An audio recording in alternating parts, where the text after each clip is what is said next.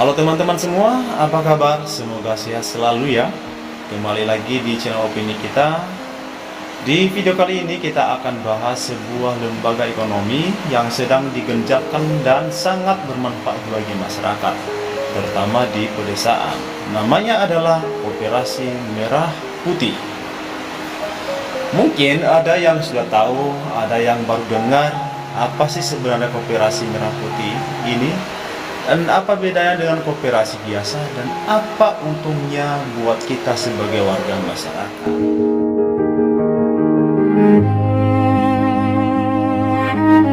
Pertama adalah apa itu Koperasi Merah Putih. Sebelum masuk ke manfaat, kita pahami dulu definisinya. Koperasi Merah Putih itu adalah koperasi yang berbasis pada prinsip gotong royong yang didirikan untuk memperkuat ekonomi rakyat, khususnya kelas menengah ke bawah. Dan kenapa namanya Koperasi Merah Putih?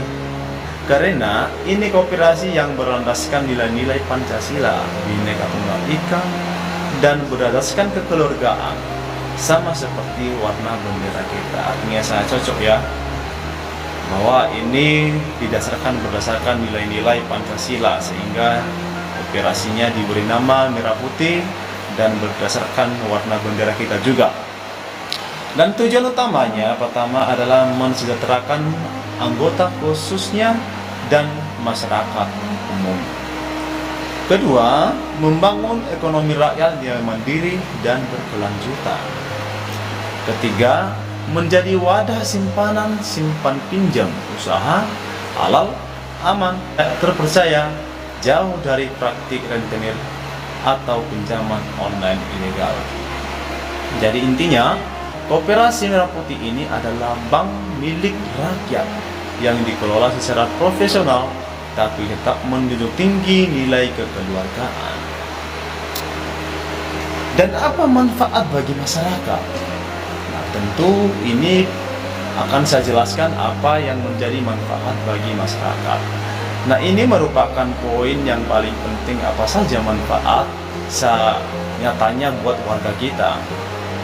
Yaitu, pertama, akses modal yang mudah dan ringan. Bagi teman-teman yang punya usaha kecil, petani, pedagang, tapi susah dapat pinjaman di bank karena syaratnya ribet, koperasi ini adalah solusinya. Kenapa jadi solusinya? Karena syarat lebih mudah, prosesnya cepat, bunga atau jasa yang dikenakan sangat ringan dan bersahabat. Kemudian tidak ada biaya tersembunyi. Manfaat keduanya adalah melindungi masyarakat dari rentenir atau pinjol ilegal. Ini manfaat paling besar. Selama ini banyak warga desa yang terpaksa berhutang ke rentenir dengan bunga yang mencekik atau pinjol ilegal yang menakutkan. Dengan adanya Koperasi Merah Putih ini, warga punya tempat pinjam yang aman, syariah Islam, dan aman sesuai prinsip syariah kita, dan diawasi juga secara legal. Ketiga adalah menambah penghasilan dari sisa hasil usaha atau SHU. Kalau kamu jadi anggota koperasi ini, setiap tahun atau periode tertentu kamu akan dapat bagian keuntungan yang disebut dengan SHU atau sisa hasil usaha. Jadi selain uang kita aman disimpan, kita juga dapat bagi hasil keuntungannya loh. Kapan itu? Artinya setiap tahun. Semakin aktif kamu jadi anggota, maka semakin besar potensi yang kamu dapat dari SHU-nya.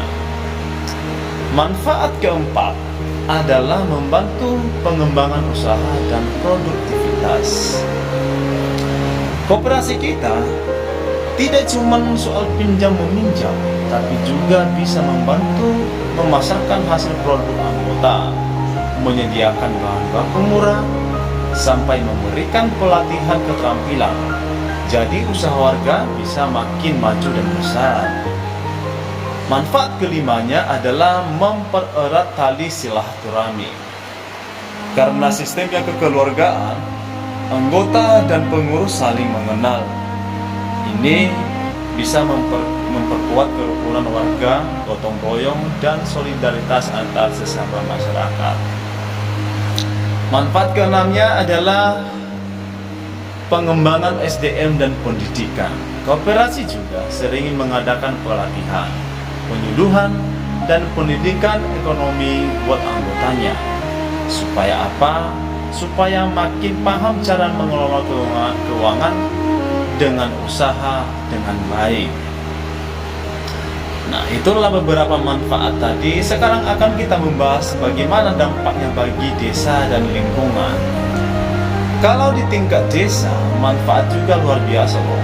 Pertama itu adalah ekonomi desa bergerak. Uang yang beredar di desa tidak keluar terus ke kota, tapi berputar di dalam desa sendiri melalui koperasi. Ini bikin ekonomi lokal makin kuat. Kedua, membantu program desa. Koperasi bisa menjadi mitra pemerintah desa dalam menyalurkan bantuan atau program pemberdayaan masyarakat. Berikutnya adalah mengurangi kemiskinan.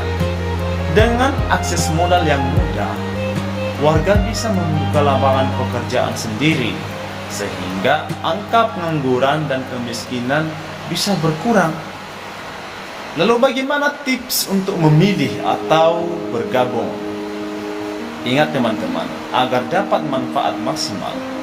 Pertama, pastikan koperasi Merah Putih yang kita ikut itu terdaftar resmi di Kementerian Koperasi dan UKM atau dinas terkait.